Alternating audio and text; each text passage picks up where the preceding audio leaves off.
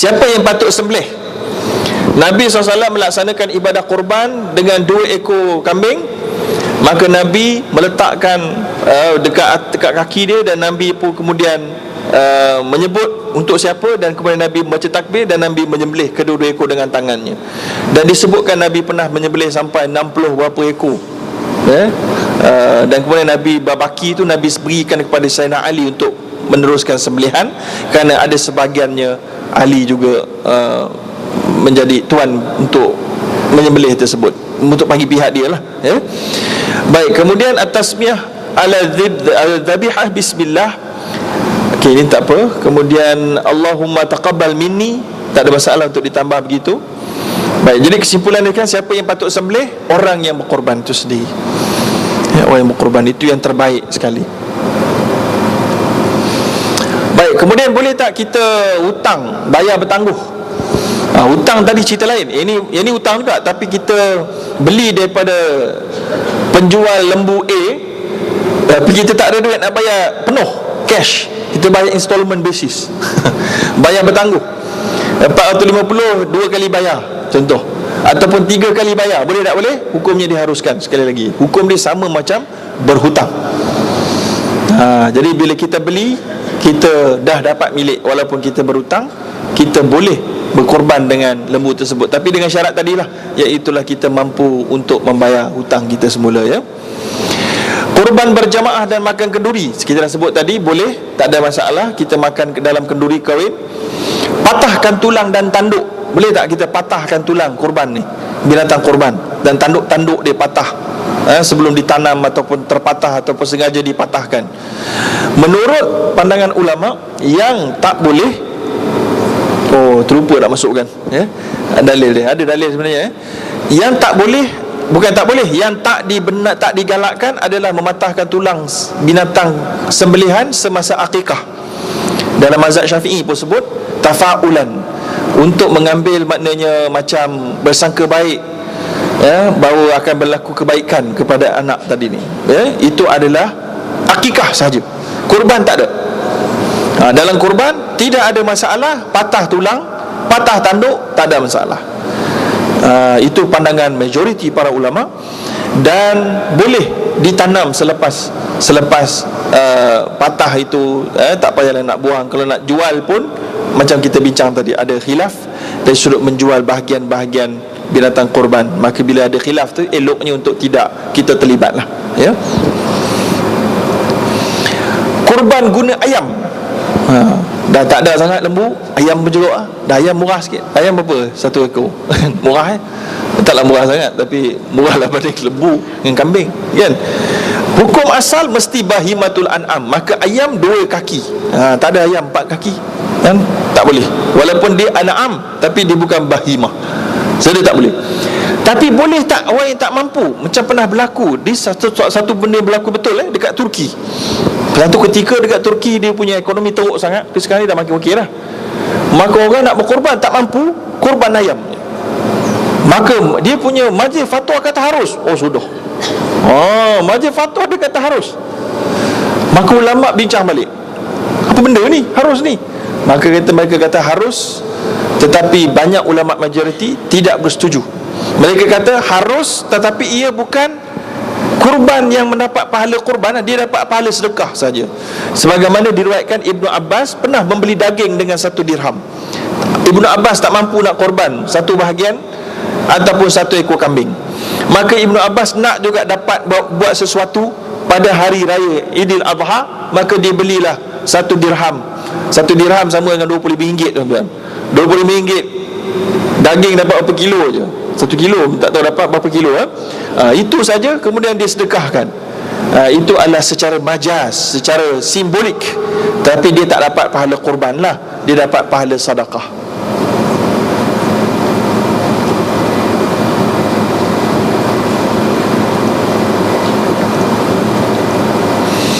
Baik, kemudian orang yang pergi haji. Orang yang pergi haji perlu tak untuk berkorban? Atau dia dah sibuk lagi ibadat haji, tak payah dah? Maka majoriti mazhab mengatakan tak perlu, kerana mereka telah pun melakukan al-haji. Iaitulah dekat sebelah sana pun dia ada sembelih juga, tapi tak ada nama korban lah, sebab dia sedang buat haji, ya. Kemudian ataupun mungkin juga sebagai ulama kata dia tak perlu sebab dia sedang bermusafir, korban untuk orang yang mukim. Tapi dalam mazhab Syafi'i tetap digalakkan. Berkatalah Imam Syafi'i, wal hajul makki al-muntawi, iaitu orang-orang yang haji berada di Mekah, dan dia juga walaupun dia musafir dan orang berniat dan dia mukim, tak kira dia lelaki ke, orang pergi haji, orang Mekah, orang yang sedang berniat nak pergi haji, orang yang bersafir, orang yang bermukim, lelaki atau perempuan, sesiapa saja yang mimman yajidu dhahiyata sawaun kulluhum, semua sekali kalau boleh korban, semua sama kategori level mereka. Kata Imam Syafi'i, la farqa bainahum, tidak ada perbezaan di antara mereka. In wajabat ala kullin wahidin minhum wajabat alaihim kulluhum, kalau wajib di atas seorang, yang lain pun semua dapat kewajipan. Kalau sunat, sunat pada semua. Wa in saqata an wahid, kalau satu orang tak berjabat, yang lain pun semua tak berjabat. Oleh kerana itu, kanal haj aula an takuna ali wajibatan li anna nusuk, maka lebih penting orang yang sedang buat haji ni buat juga ibadah korban, kerana ia adalah sebahagian daripada manasik.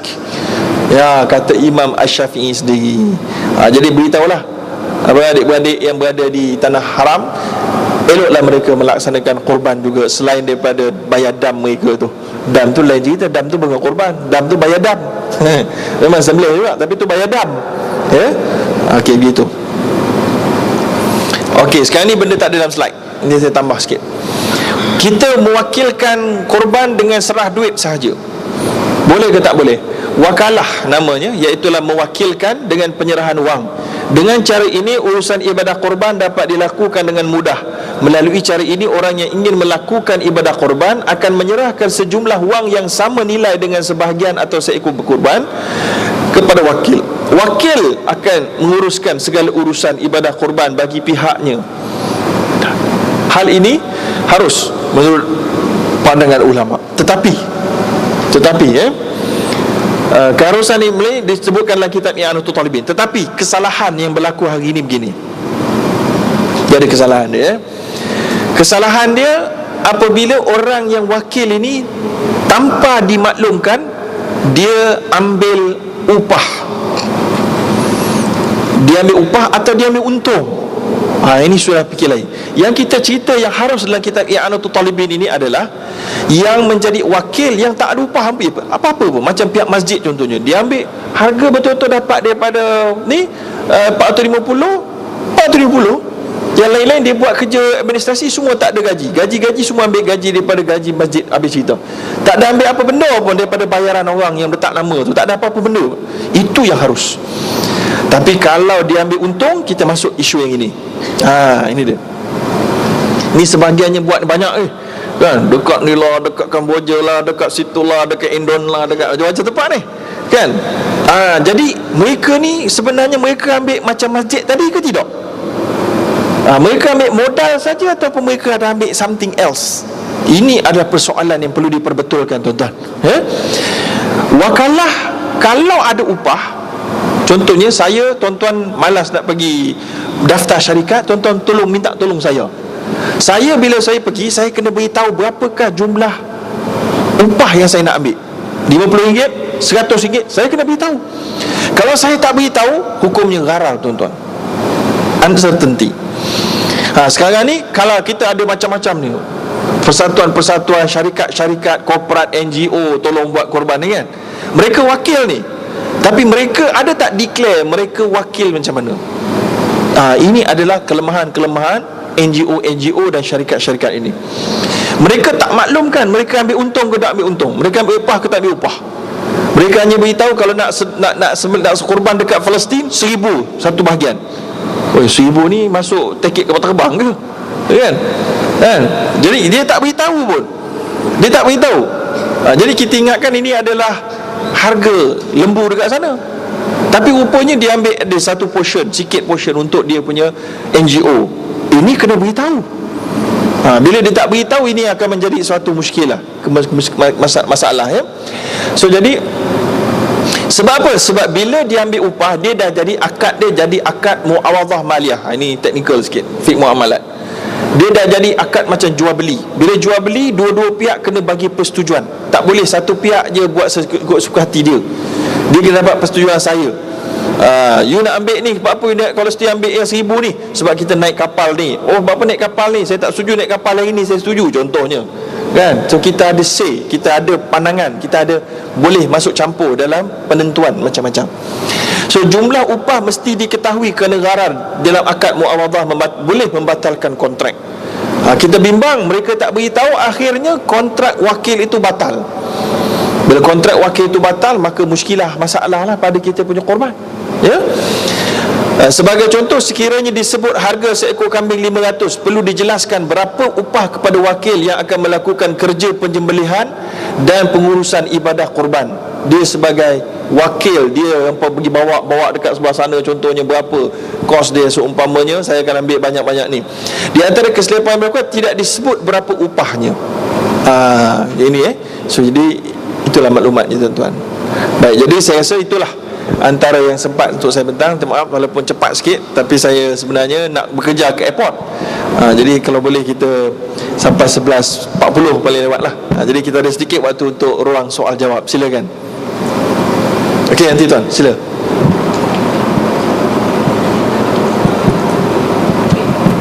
Okey, dah bagi duit. Okey, tuan sebelah sini. Orang perempuan tak dengar suara.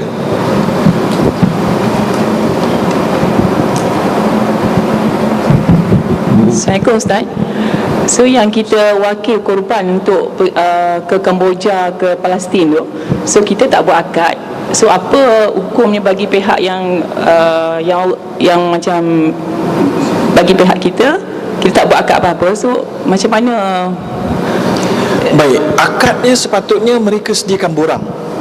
Borang-borang tu patutnya dah ada tulis, saya dengan ini mewakilkan kepada persatuan NGO sekian-sekian ini untuk berkorban bagi pihak saya menyembelih sekian-sekian, bagi pihak nama sekian-sekian letak bahagian dia. Patutnya dah ada dekat situ, kita pun sign ataupun kita isi dekat online, kita bagi dia pun acknowledge. Itu sudah cukup. Tapi yang saya bimbang hari ini, maklumat tu dia punya sirah dia tak betul. Dia punya akad, dia punya cara lafaz tu tak ada kat situ. Dia kadang-kadang Ustaz, saya dah buat lah. Dia cuma bagi okey berapa satu portion 250 macam tu je. Dia tak adalah cakap macam Ustaz kata dia kena okey yang ni 50% bagi dekat. Dia tak ada. So apa hukum saya dah buat, so macam mana? Ini payah sikit. Ini kita kena contact dia lah.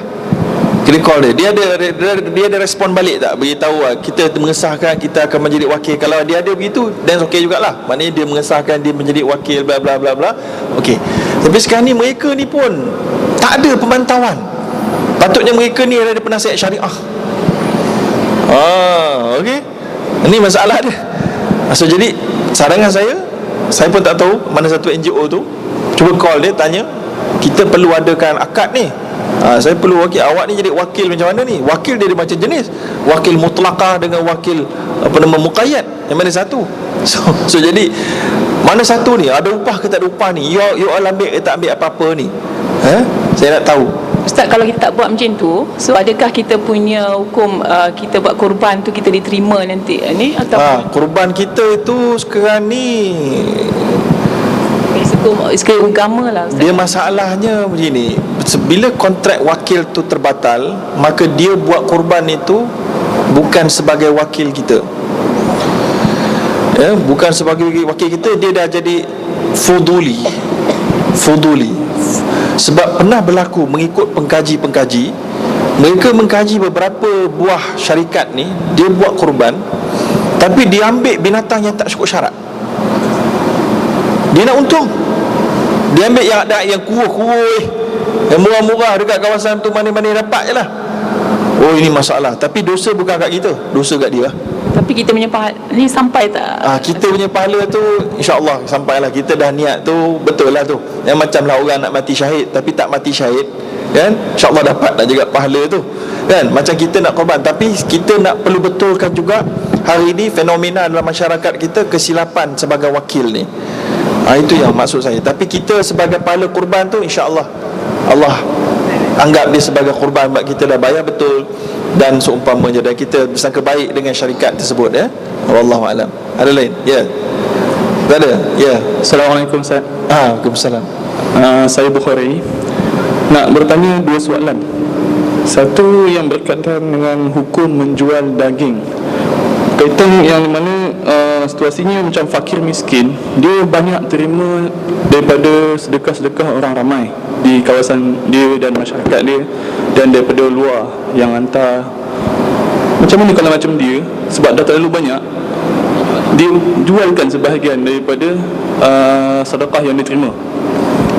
Itu yang pertama. Adakah boleh duit itu digunakan ataupun hukumnya macam mana, Ustaz? Yang kedua, berkaitan dengan anak-anak yang macam mana, dia kongsi adik-beradik.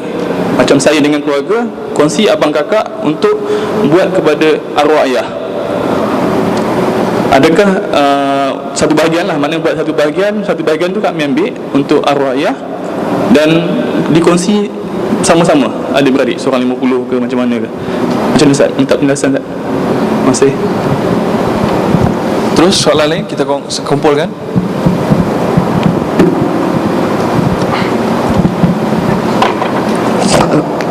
Assalamualaikum, Ustaz.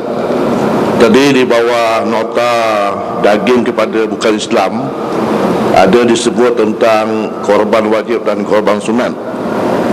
Minta Ustaz tolong jelaskan kedua-duanya.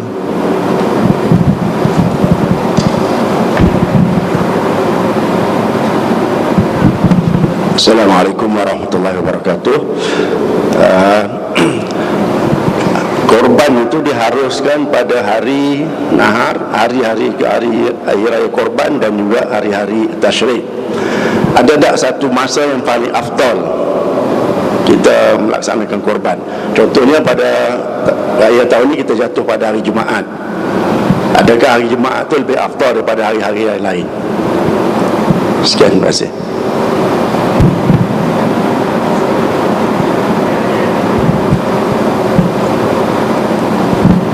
Assalamualaikum, Ustaz. Saya nak bertanya mengenai tadi Ustaz cakap pasal korban syarikat tu kan. Contohnya katalah ada satu pengarah memberi sebanyak 10 ekor lembu dan dia mengatakan 3 ekor ni untuk keluarga saya dan lagi 7 ekor ni sedekah. Macam mana cara tu, Ustaz? Boleh ke atau tak boleh? Yang kedua, Ustaz, apabila 7 ekor tidak sedekah, pihak masjid pula meletakkan nama-nama orang masjid katakan, boleh ke tidak, Ustaz?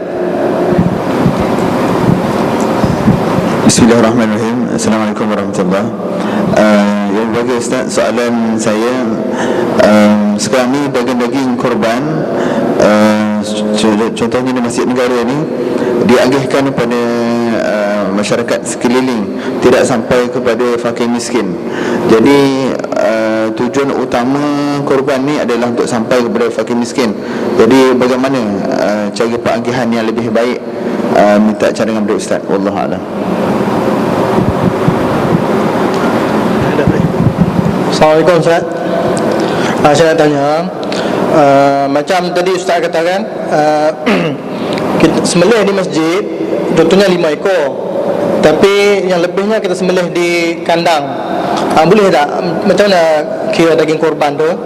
Dan satu lagi, menaik upah untuk pencari korban ni, boleh tak kita upah seseorang tu untuk nak cari lembu?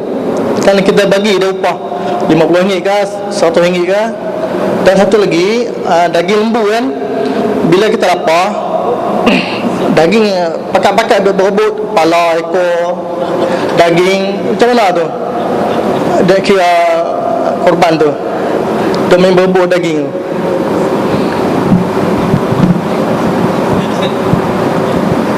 Assalamualaikum warahmatullahi wabarakatuh. Ustaz, saya ingin menyentuh berkenaan dengan patahkan tulang tadi tu. Macam mana kalau dalam satu ekor lembu tu ada bahagian akikah dan ada juga bahagian korban. Jadi tulang yang untuk akikah tidak boleh dipatahkan. Bagaimana yang korban?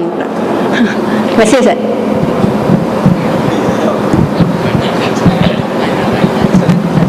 Bismillah, alhamdulillah.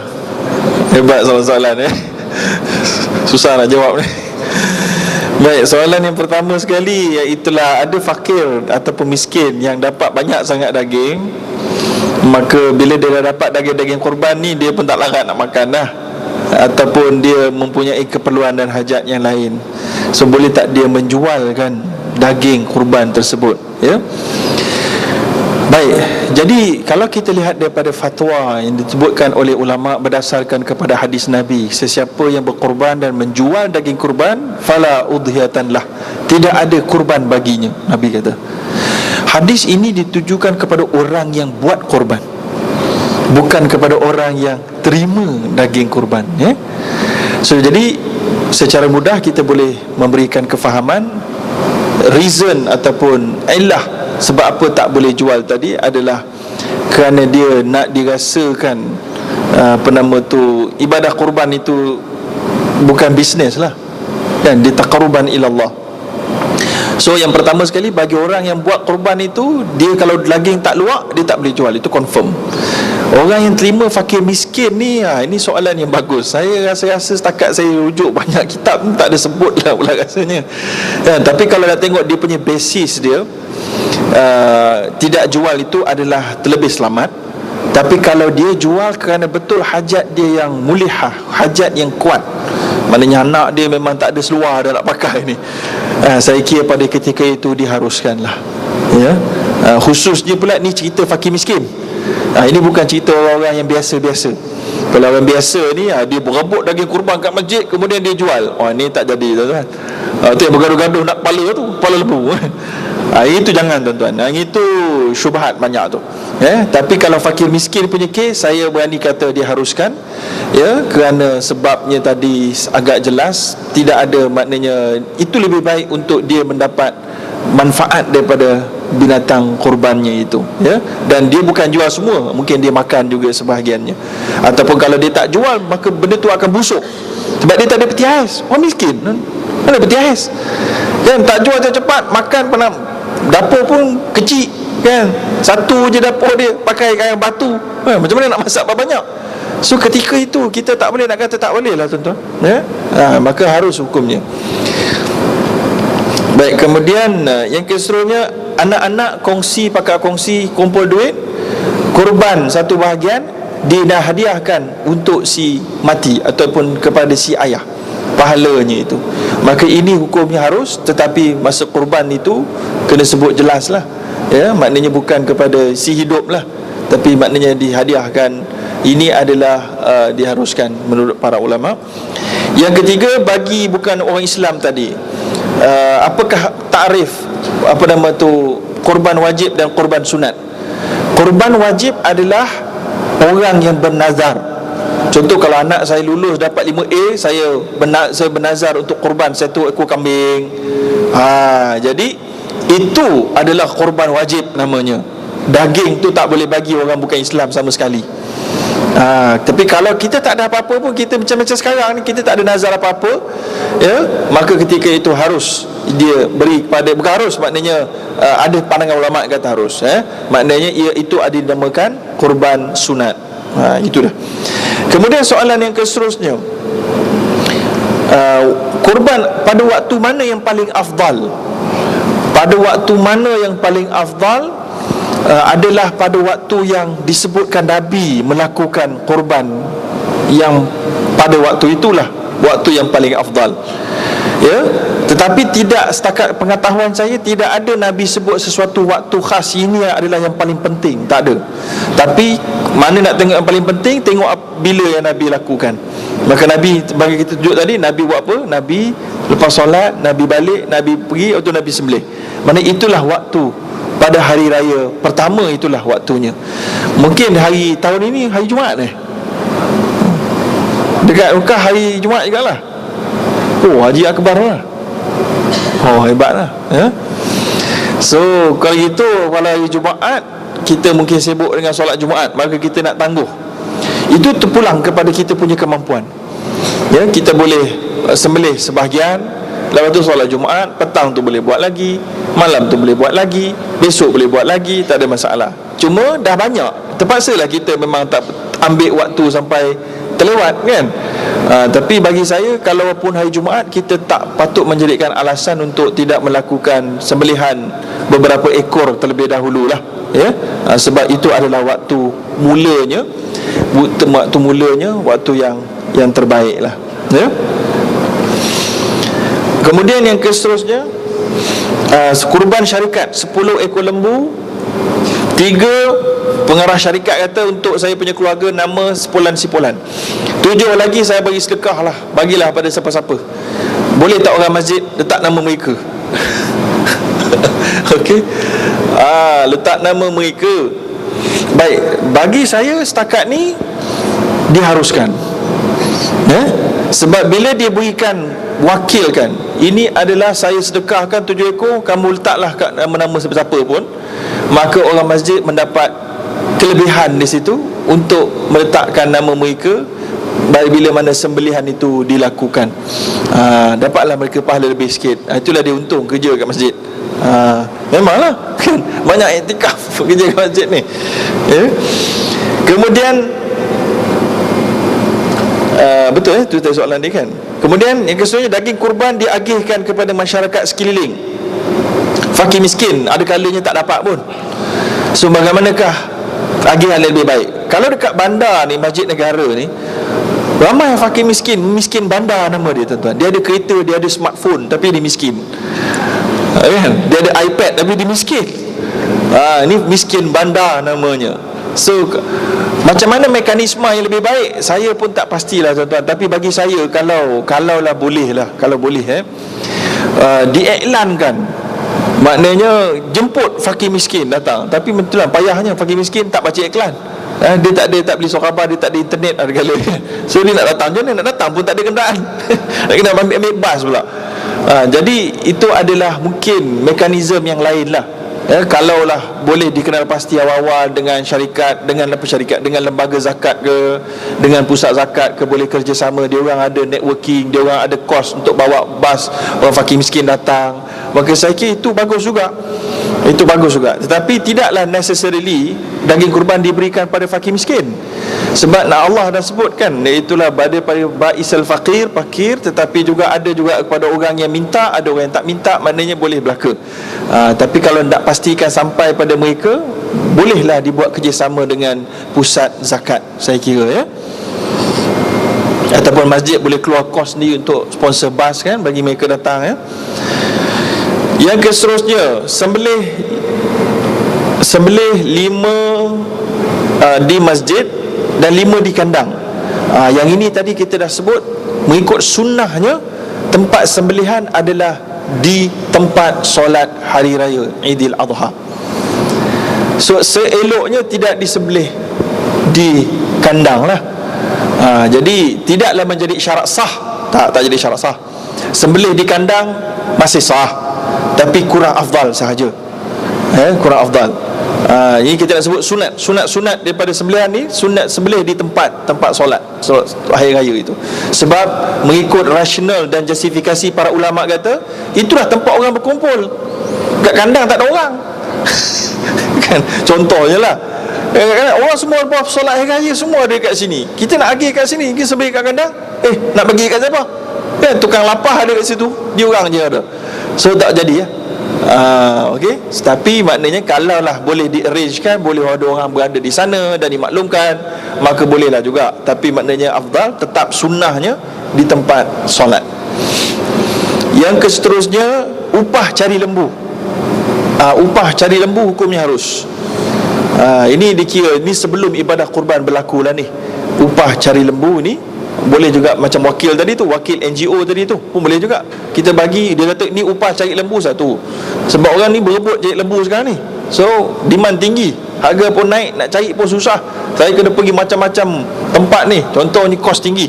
Boleh, boleh dimasukkan dalam kos tersebut. Kemudian bila lapar berebut bahagian. Ini bagus soalan ni, susah juga nak jawab ni, kan? So macam mana nak agih? Pengagihan terpulang kepada imam. Imam tu tak semestinya imam masjid lah. Maknanya pihak pengurusan masjid, mereka lah tak boleh mengelak. Maknanya saya pengurusan masjid, saya ambil bahagian yang paling power, bagi peha kat saya, kan? Tak boleh gitulah, So masjid, imam ataupun yang menguruskan, maknanya mereka lah yang sepatutnya bertanggungjawab kalau ada masyarakat yang banyak. Kalau tukang sembelih tu ada, dan dia adalah tuan punya binatang korban, maka dia pun berhak juga untuk menentukan mana dia nak bagi. Dia pun berhak juga. Contohnya dia kata, saya ada bawa van ni, saya kat kawasan rumah saya tu, saya daging kurban ni saya nak agih kat kawasan rumah saya semua. Walaupun sembelih kat masjid, kan, tapi dia angkut satu van bawa balik rumah semua, satu ekor tu bawa balik tu kat kawasan rumah dia, agih kat kawasan rumah dia semua sekali. Itu pun harus juga, kan. Tapi kalau semua buat gitu, habis sembelih terima kasih, tak ada kat masjid, tak jadi pula lah. So ada agihan di masjid, boleh agihan itu dibuat oleh orang pemilik binatang korban tu, sebab dia mungkin tahu ada yang lebih penting. Sebab tadi kita dah bincang, korban berlaku di luar negara pun ada kata harus, bila ada ahli keluarga dia dekat sana. Maknanya sebelum sembelih dia dah bawa kambing dia, lembu dia kat sana terus, tak payah, belum sembelih kat sana dah. Maka selepas sembelih pun boleh juga dia nak ambil daripada lapar-lapar, bawa semua sekali pun boleh juga. Contohnya, saya katalah saya nak balik Muar, saya sembelih dalam perjalanan, saya solat kat sini, sembelih kat sini, lepas tu saya nak bawa semua balik Muar, bawa semua sekali ke Muar, boleh, tak ada masalah ya tuan-tuan. Dan siapa yang tentukan tu? Kalau saya yang punya binatang kurban, saya nak tentukan pun boleh. Ataupun kalau susah dan jadi banyak sangat kepala, banyak sangat pandangan, berikan kepada tuan imam ataupun yang paling berautoriti di kawasan itu untuk mengagihkannya tanpa prejudis. Okey, dia letak je gitu, ambil ya. Ataupun siapa cepat dia dapat pun boleh juga. Tapi jangan bergaduh, jangan berebut lah ya. Beratur. Siapa beratur dulu, dia beratur awal, dia dapat lah bahagian-bahagian mungkin yang okey. Tapi kalau bagus, tukang lapah tu pandai, dia akan dapatkan hampir-hampir sama rata lah ya. Patahkan tulang tapi ada bahagian akikah. Bagus soalan ni. Jadi akikah tadi tu menurut sebahagian ulama adalah sunat untuk tidak digalakkan, untuk tidak patahkan. Tapi kalau terpatah juga tak ada masalah. Jangan merisau pula, terpatahlah daging akikah ni, campur kurban boleh, ni tak boleh, so macam mana ni? Tak apa, jangan bimbang. Tak ada apa-apa berlaku ke anak tu walaupun daging patah, jangan bimbang lah tuan-tuan. Jadi maknanya kalau dah daging tu patah juga sebab nak buat pengagihan susah, maka ketika itu tak ada haramnya, akikah pun sah juga dan tak ada jatuh haram, tak ada apa-apa, jangan bimbang. Ya begitulah jawapan saya yang dapat saya kongsikan. Jadi saya rasa mungkin sekadar itu sajalah tuan-tuan. Saya takut terlepas kapal terbang 1.25 tuan-tuan dah check in dah, nak kena bergegas ke sana. Saya ucap minta maaf lah kepada tuan-tuan, dan yang kalau ada soalan lagi, dan kemudian mungkin pihak-pihak tuan-tuan imam ada di sini, alim ulama pun ada di sini, saya pun kemaafan kalau kesilapan dapatlah dibetulkan ya. Dan kalau kesilapan kecil mungkin bolehlah dimaafkan ya. Kalau kesilapan besar, kalau nak berikan maklumat, saya berperasan imam besar masjid wilayah pun ada, orang alim ada di sini ya. Jadi kalau ada kesilapan, beliau orang lebih berpengalaman ya mengendalikan urusan-urusan ini. Jadi saya sekadar itu saja. Terima kasih kepada pihak penganjur yang menjemput saya. Wallahu a'lam. Aqulu qawli hadza wa astaghfirullahalazim. Dan jangan lupa kita berjumpa malam ni jam 10 malam di TV1 saya dalam forum perdana Ehwal Islam. Kita jumpa.